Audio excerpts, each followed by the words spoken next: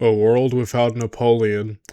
Sounds like a world not worth living in because there's so much that we would have lost. The Waterloo movie, a world without that I don't want to live in. Um Epic History's Napoleon series, I don't want to live without that either. What was it? ABBA's Waterloo song? Wait, it was from the band, right? Okay, wait. Waterloo song. From ABBA? I don't want to live without that either, so dang, a world without Napoleon. While it might be the joy to a lot of people who hate the guy, I think we would lose too much. All joking aside, though, I mean, those are great things, but, like, you know what I mean, dropping the jokes aside, there's so much that would be different without freaking Napoleon around. Like, I'm just thinking, I guess one of the biggest contributions for sure, it's just like, the structures of Europe. Okay, first of all, warfare. I think that is probably one of the biggest areas Napoleon ever affected. Napoleon changed the way wars were fought. And after him, the war was forever dramatically changed. So, granted, we do evolve, us humans, with war as we get better weaponry and stuff, but I really feel like the Napoleonic Wars escalated it really high in terms of like the way we fight, tactics, strategy, speed, the core system. So again, like sure the military and stuff would continue to evolve as they did throughout all history, but we probably would see a much slower rise, and tactics, I think, and strategy would be very different without Napoleon.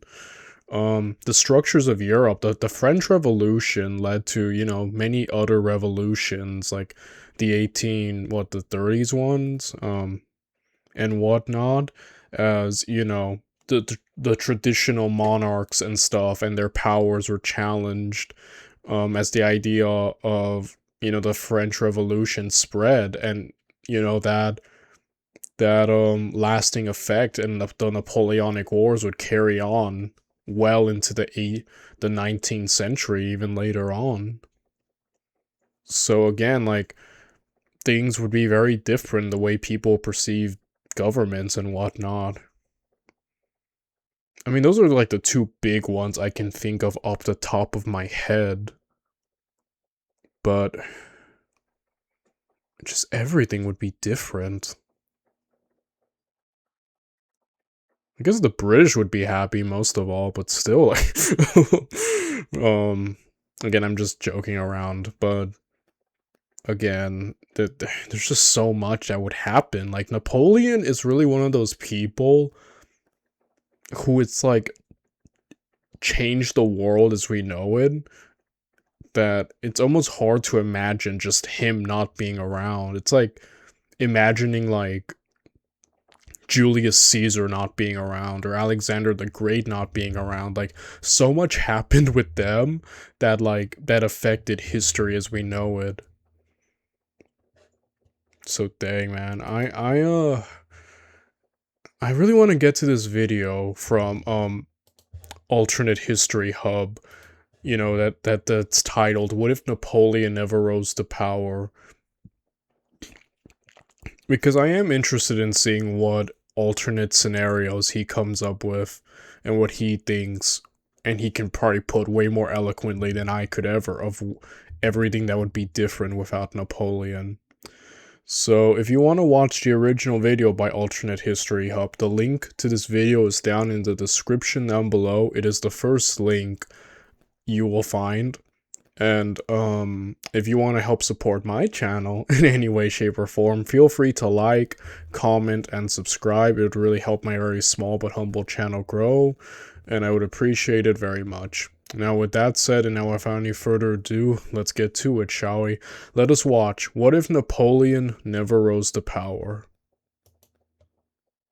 Napoleon Bonaparte has a complex legacy in history. To some, he was a dictator who hijacked political instability to take power for himself. To others, he was a master tactician who took France from a chaotic mess to a United Nations state. And to people with really no knowledge of history, he is just a short joke. Yep. I often don't like history being clumped into being the accomplishments of a single person. Napoleon, however, used his military and political knowledge to seize absolute control in one of the most unstable political situations ever seen in Europe. Not only did Napoleon stabilize France, he turned it into an empire, for a short amount of time, that went in a decade from practical anarchy to defeating monarchies. The Napoleonic Wars changed the face of Europe on a level comparative to the World Wars. Napoleon's actions arguably killed millions of soldiers and innocent civilians, but directly led to what we know today as modern-day Europe. So, that spurs the question, what if Napoleon never came to power? What if in an alternate timeline, somehow Napoleon just never took charge? How would this change the history of the world? Well, kiddies, once again,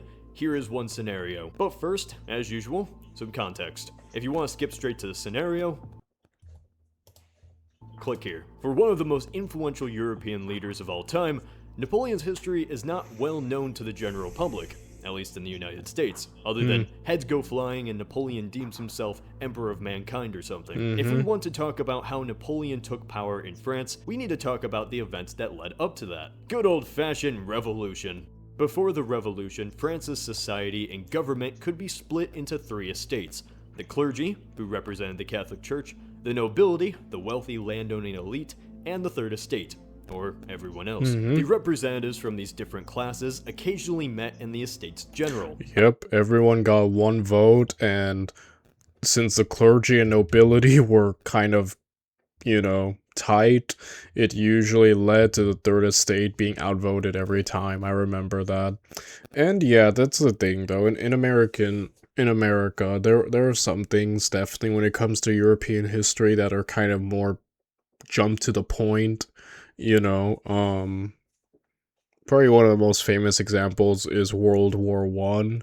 Like, obviously, we talk about, Hitler, and the Nazi party, they were influential, and then Hitler became chancellor, and then World War Two happens, and, and again, World War Two gets coverage, but World War One, I can't remember ever going in depth about that at school, so yeah, there are some things that you can't teach everything in schools, which is unfortunate, but, that's kind of like a great thing that in school, when I was in school, I was a big history lover.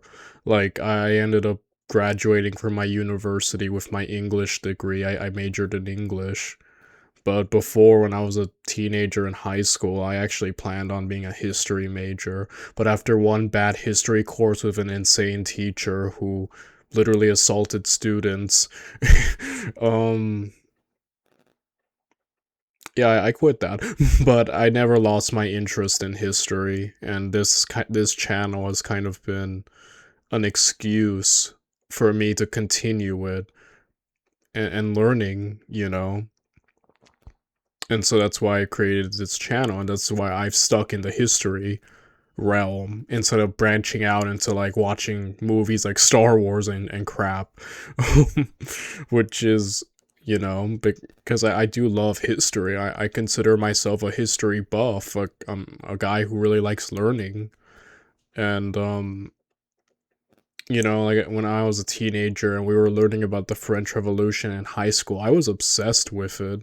I watch like I would like watch so many videos on here about the French Revolution. I would watch the movies related to it. I would read articles about like Maximilien Robespierre, and it's just something that became my obsession in my sophomore year of high school. And I just really loved the French Revolution, the first one. But yeah, like I am well aware because of that, my own learnings in that, and obviously all the Napoleon content that was consumed in this channel, having a better look at the events that definitely led to his rise, mainly due to the incompetence of, well, there's the Bourbon monarchy, which really crapped the bed, and then there's the, Jacobin, government under Maximilien Robespierre, which was a complete bloodbath, and then there's the Directory, I think it's what it's called, um, with Talleyrand, and they didn't do well either. So there were several forms of government that preceded Napoleon that all failed and all could not govern. And then we have Napoleon, who rose and who did what they couldn't, actually governed well and was competent in what he was doing. So I'm always shocked, like, man, Napoleon was by himself. I mean, obviously Napoleon had many people working with him, but like mainly under his banner and his leadership was better than like 3 forms of government that preceded him. That's insane, you know? Like, man, what books was Napoleon reading to learn to govern a nation? Because whatever books Napoleon was reading should have been mandatory for all future, like, leaders to read. Because he really was good at what he did in terms of governing and, like, helping bring stability to France. You know, but then again, I'm just saying that's just for France. For everyone else, he was not a great. He, like, when he was at his peak of ruling Europe, like, you know, all the other countries kind of suffered under Napoleon as he kind of just took from them manpower, wealth. So he was mainly only good for France. Everyone else, he was a problem. But still, you know. I say occasionally, as in every century or so. The Estates General wasn't like a parliament. It held no true power like in Britain. It was pretty much symbolic, as the king still had the true authority. The Third Estate left the Estates General to form their own national assembly. To vastly oversimplify, actions were taken by the king which resulted in riots across Paris. Yeah, poor Louis. I couldn't feel bad for the guy.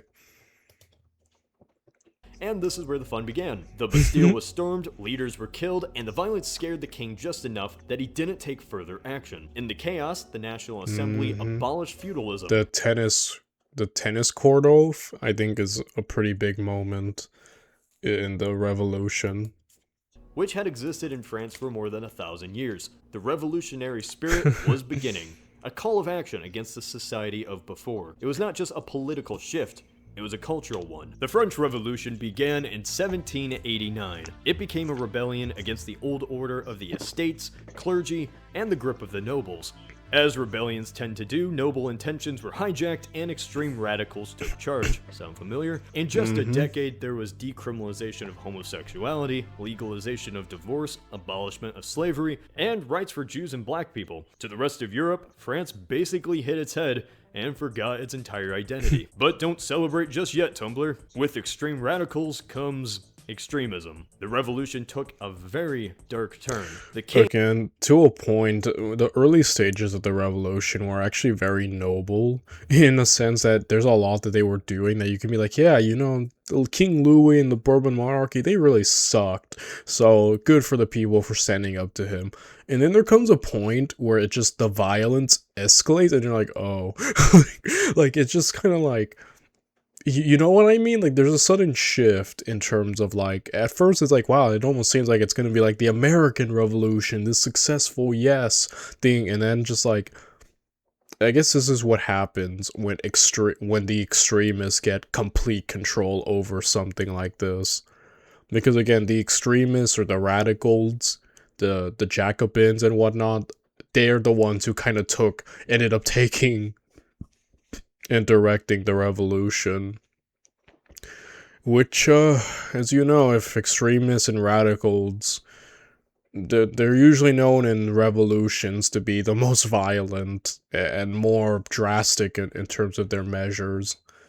So, yeah. was the first to be executed, and eventually 16,000 enemies of the new government were beheaded. Oh my gosh. Nobles, clergy, anybody. Old systems such as Catholicism became openly despised by some revolutionaries. The new government even got rid of the 12-month calendar and replaced it with an entirely new French one. Churches and clergy were even attacked. This didn't really go over well with Catholics, even if some were opposed to the king's rule at first. So this is where the fighting began. Revolution breaking out into civil war isn't just a Middle East invention. If you were a monarch and saw another monarch get executed, you'd be kind of worried. Maybe hope your people don't realize you just spent millions of dollars on clothes while they go Again, the natural order of things were the usually monarchs, and they usually had all the power. And to see a fellow monarch straight up get murdered by their own people, as you imagine, really frightened a lot of these fellow monarchs around them in Europe. Like, oh, we don't want our stinky peasants, you know, to get any ideas, so we gotta stop this. And I think that's kind of a big part why they hated Napoleon.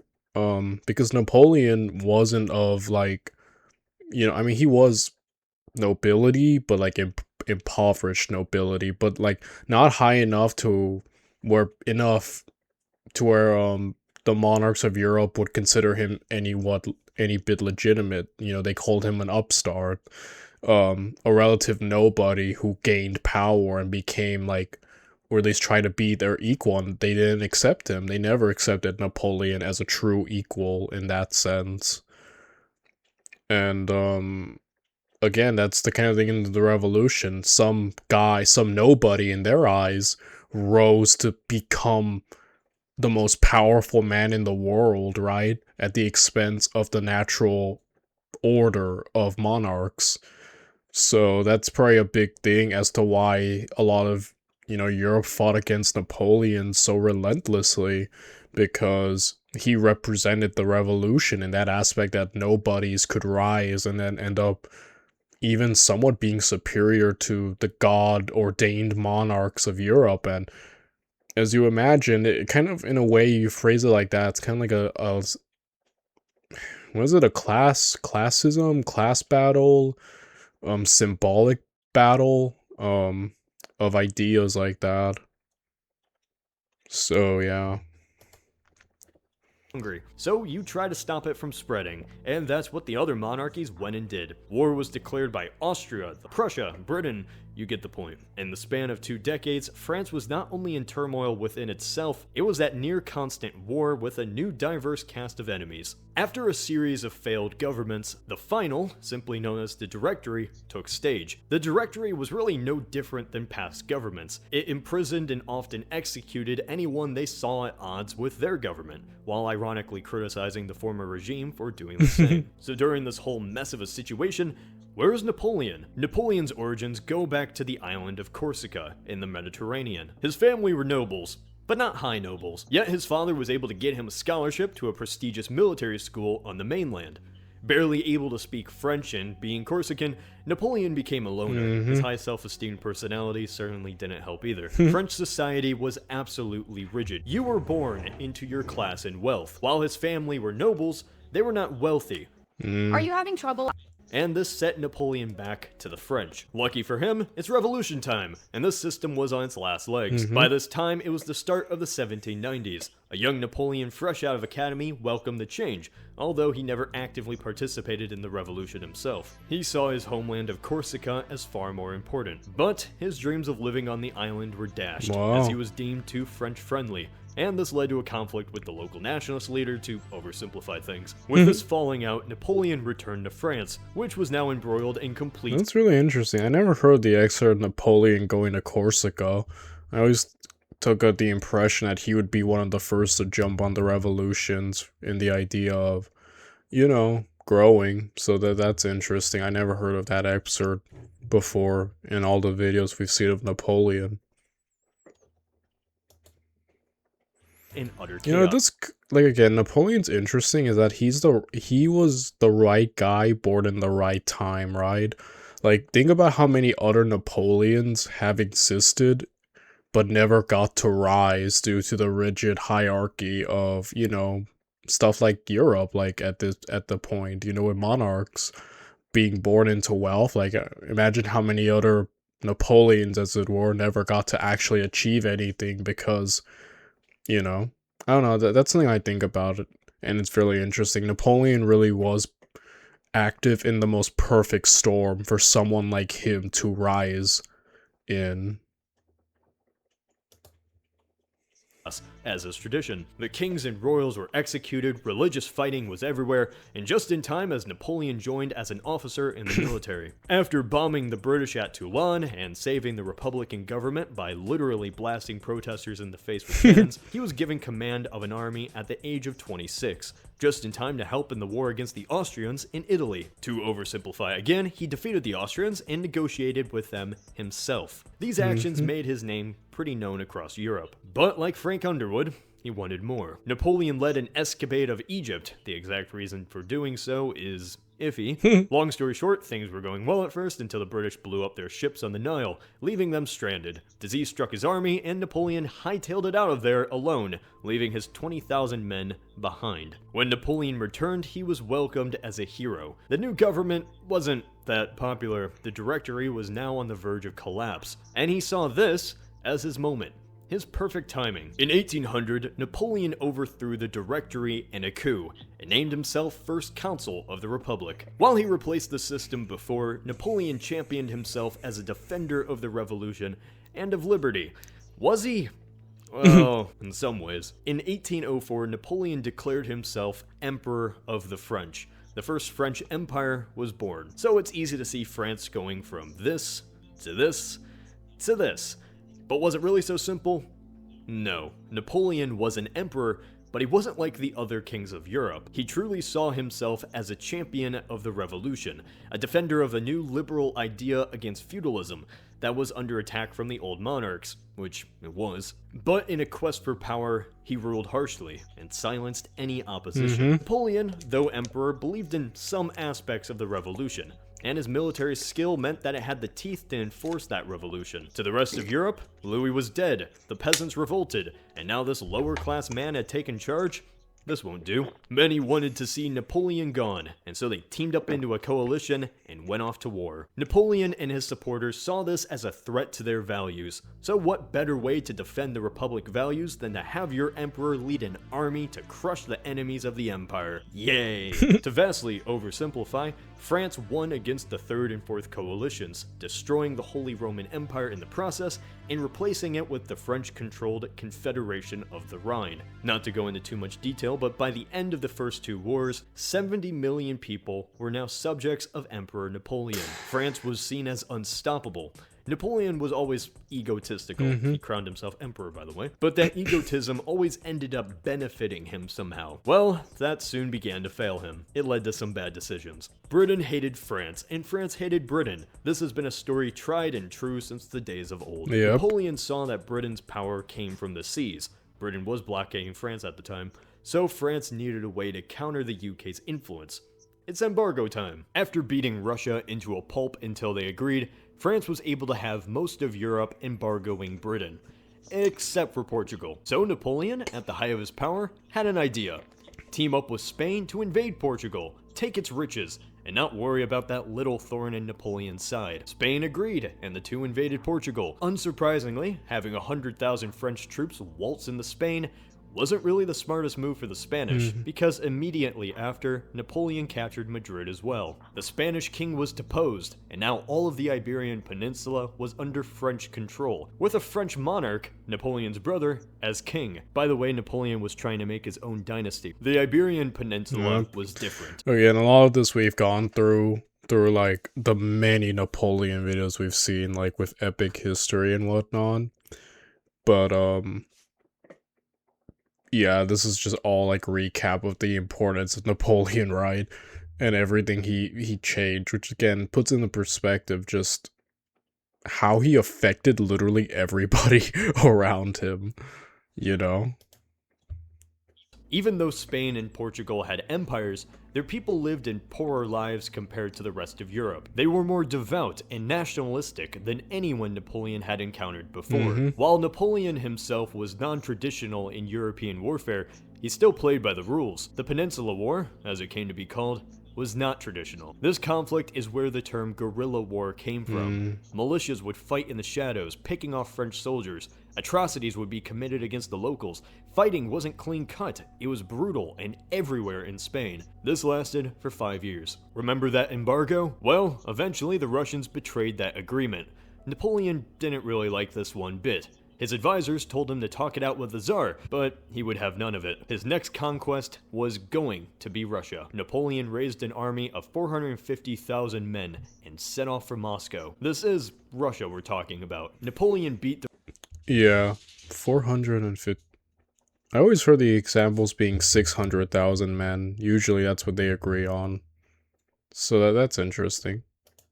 Russians in a few battles and marched right into Moscow. Nobody was there. Napoleon won fair and square, but that didn't mean the Russians would accept it. And then, What is up, everyone? Moscow burned. The city was useless, and there was nowhere else to go but back. Winter came 3 weeks early and destroyed his entire army. Only 90,000 of the once grand army returned. With this defeat, France was weakened. The time to take Napoleon down was seized, and a sixth coalition was immediately formed. Basically, all of Europe. Napoleon was deposed and sent into exile.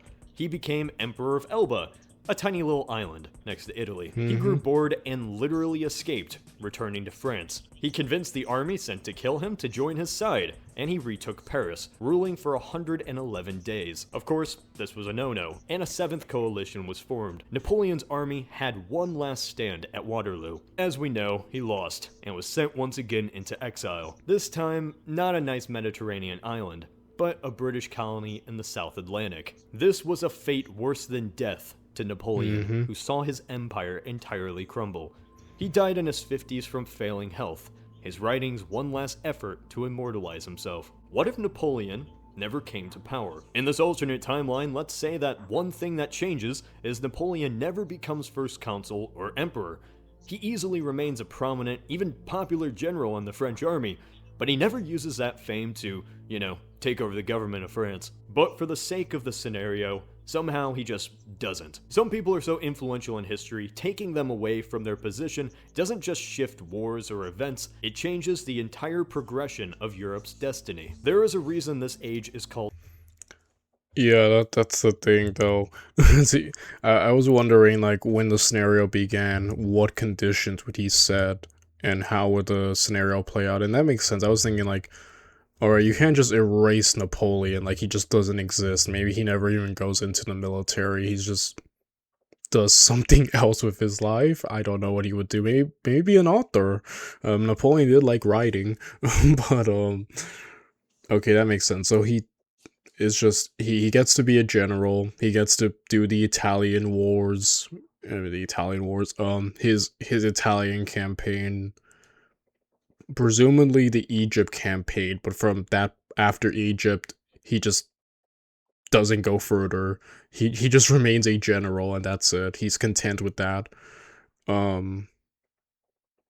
Okay, that makes sense. And that makes sense. Like I said, there's a lot of areas you could tackle this from, and the thing is, it's hard because literally this era is called the Napoleonic era. He is literally the face of this era. It is literally named after him. I can't think of many eras in human history named after one dude specifically, but that's how that's how vital he is. So again, I like the approach he's taking. Probably the best you can in terms of just that. Though it requires Napoleon to be uncharacteristically unambitious. He can't be as ambitious as he normally is. So, okay. Sorry I keep logging out full screen. I have to keep checking my OBS to make sure it never just quits on me, Napoleonic era. It was dominated by what Napoleon wanted and the will of the French Empire. So, in this alternate timeline, it is 1799. The Directory, composing of 5 directors, is on the brink of collapse. France is fractured, bankrupt, and in chaos.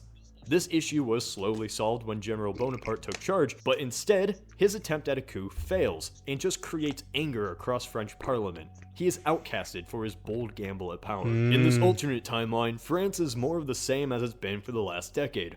Instability, corruption, bankruptcy, endless wars. There is no French empire that conquered land and installed new leaders. Instead, there is just a country racked with corruption, bankruptcy, and fighting in the streets. This fighting is important to note. When Without Napoleon, it's possible France would have just descended into absolute civil war. The Mm, policies of the revolutionaries sometimes alienated and openly discriminated against Catholics at times. This anti-Catholic mentality isolated a lot of still devout people, who then chose yes, and there's also the monarchist, the pro-monarchy groups that still existed even under Napoleon's reign. And even when Napoleon came back in Waterloo, there was disunity at those 100 days that he ruled. And History March has a great video about it, where there's possible subterfuge, as Napoleon, when he came back before the Battle of Waterloo, was not in a very stable position. Like, there were plenty of people still pro-monarchy, and perhaps even working against Napoleon. So the obviously the pro-Catholic, but also just the pro-monarchy is still a thing. Napoleon literally had to shoot royalists in the face with cannonballs early in his career to save the revolution. So, yeah, it makes sense that, I guess, without Napoleon putting an iron grip on everything, it would just we would really just have a French Civil War, huh? to ally themselves with the old order of the monarch. These tensions might explode in this alternate timeline, as lawlessness consumes what stability is left in France. This isn't too unimaginable. The war in the Vendée in our timeline led to royalists and republicans massacring enemy civilians in the streets. 200,000 people died in this single war. Oh my gosh, holy crap. Royalist rebels were a significant problem for the French government. The foreign neighbors still waged war against the fledgling republic, as installing a monarchy back into power is their only objective. The specifics of these alternate wars and politics I can't really say, but it's easy to assume it'd be the same players as the 1st through 7th coalition, so that's not much of a shock. By removing Napoleon, it's entirely likely new players could have come into influence in France, maybe have their own policies like Napoleon or Robespierre. We're predicting from 1799 onwards, when it's possible in the turbulent French government, things could have changed very fast. It's pretty much certain the rest of Europe would have invaded once France became too tired to fight back, and reinstall the monarch back to the throne. In this alternate timeline, without Napoleon, the Napoleonic Code would not exist. Shocking. But what is Yeah, that's the thing, the Napoleonic Code, which I think is still the basis for several nations, like the code of law that's still around. So that changes a lot too. But that makes sense. Like, with Napoleon gone and just a very unstable France, it would make sense that just basically anarchy until, I guess, eventually somehow a king gets put on the throne again, right? is the Napoleonic Code? Before the French Revolution, laws and the interpretation of those laws changed entirely on where in France you went. Some factions held some control over some laws, others on other laws. During the Revolution, abolishing this was considered, but never put through, until Napoleon. The Napoleonic Code was a clean slate, a secular and classless interpretation of the law and justice under it. It wasn't the first of its kind, but it certainly was the most widespread, thanks to war and stuff. Yep. While the term emperor doesn't convey the most liberal picture, and Napoleon in many ways was not fair in his policies, even wanting to bring slavery back, the legal code he spread is one that is a foundation across modern Europe, and eventually the world. But wait right there, kiddies! In our own timeline, Napoleon's wars shocked 19th century Europe so much, the victors decided to set a peace that would remain, so such an occurrence wouldn't happen again. Sound familiar? This was the Congress of Vienna, and the effects of it kept Europe at peace for... Yeah, for 100 years, right? So the Congress was definitely successful in that regard. And yeah, the Napoleonic Code, obviously I've heard a lot about it, but I never really looked into the contents of what it says. But I'm really happy he broke it down as something secular, without class or religious, influencing it. It's meant to be more fair in that regard. So that's really interesting. And again, very, for no pun intended, revolutionary. I guess because everything Napoleon did became very popular and still remains to some degree even to our modern age. So, yeah. over 40 years, and prevented a major war on the scale of the Napoleonic Wars until World War I. But this was also probably just a way to stop the ever-growing spread of liberal ideas. Liberal as in against monarchies and authoritarianism, that sort of communist stuff, you know? In this alternate timeline, without Napoleon, this council never happens, and ironically, isn't good for conservative monarchs, as revolutionary fervor and liberal nationalism go unchecked across Europe. The early 19th century would not see peace, but a period of massive upheaval and competition through war. So what does this change? The unification of Germany and Italy. Let me explain. Napoleon in our timeline destroyed the Holy Roman Empire, which at the time was basically just a united band of German kingdoms and small states which had existed for 1,000 years, but lost its luster. These numerous states were kingdoms, princedoms, free cities, and every little monarchy you can imagine. Napoleon came in, broke their toys, and simplified the borders, creating around 30 larger but simpler states under French control, known as the Confederation of the Rhine. While French dominance didn't last, the simpler borders did, under the new German Confederation. So while under French occupation, Germans began to see themselves along nationalistic lines, thinking, wouldn't it be great if we couldn't get invaded so easily? In our timeline, liberal revolutions in 1848 spurred for calls of unity. But the question was, who would lead this new Germany? Well, Prussia, that's who. And Prussia wanted a Germany controlled by Prussia. By the 1870s, Prussia had taken most of Germany, beat Austria and France, and declared a new German Reich in Paris, after beating the French, setting the stage for everlasting friendships and love, of course, all thanks to Napoleon's occupation in the first place. Wow, I had heard that like Napoleon's actions in Germany led to some aspect of the German unification, but that definitely puts it in a better perspective to me of, man, what would happen to Germany like without Napoleon? Actually, that's really interesting. In this alternate timeline, without Napoleon, the Holy Roman Empire still struggles to continue on throughout the 19th century, including all the political squabbles inside of it. In fact, the Austrian Empire just simply doesn't exist. It was only declared because Napoleon declared an empire of his own. Wow. Because the empire stays alive for a few more decades, that means there is no German Confederation, and no simple, relatively way for Prussia to rise. Prussia is unable to economically control the smaller German states. There is never a sense of economic unity, which drives the push for centralization, which then allowed for a military victory to create an autocratic state. We could see Germany eventually unify, but it would not be under the swift effectiveness of Otto von Bismarck as in our timeline. Wow. I don't know, Otto von Bismarck always has a plan, so maybe he'd find another way to do it. But yeah, that puts in a great more perspective. Napoleon made it sort of more simpler because of the bigger borders.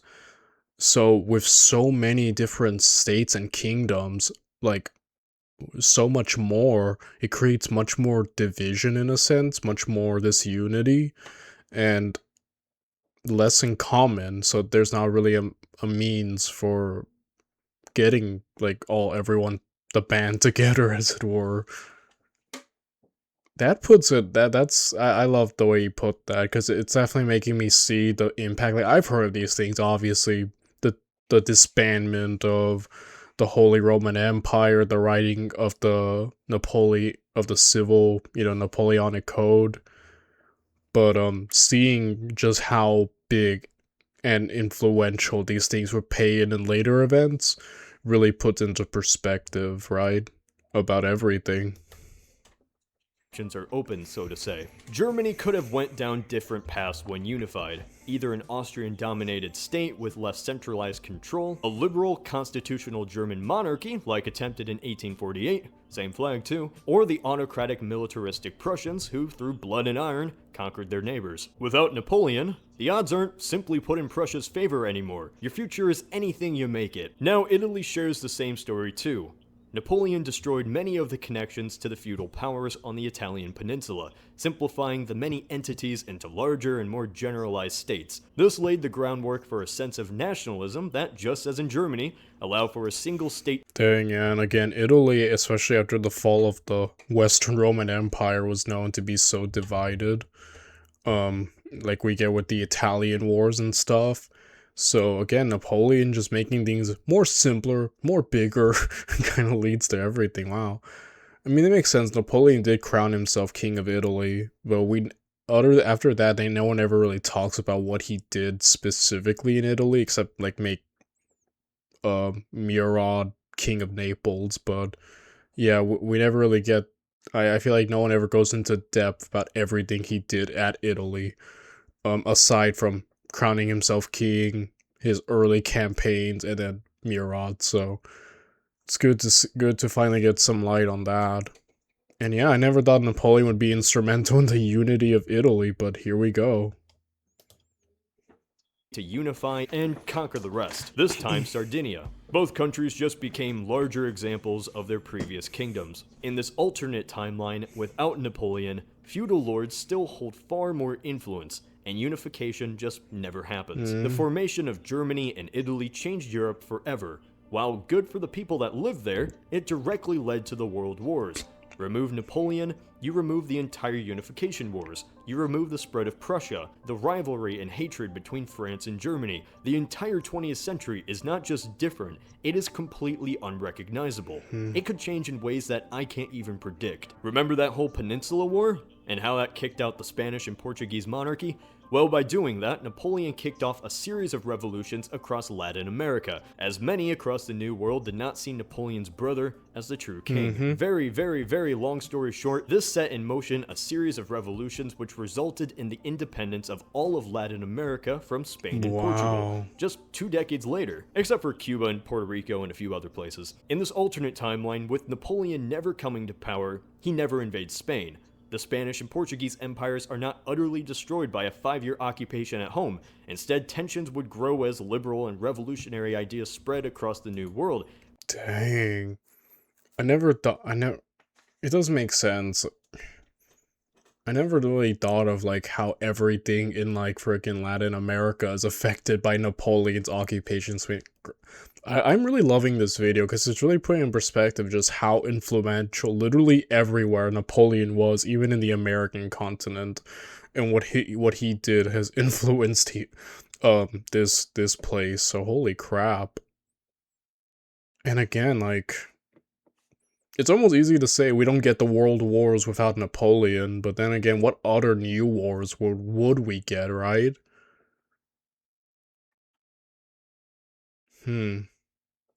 Because there's so much that can happen. There's so much different types of wars that could be implemented.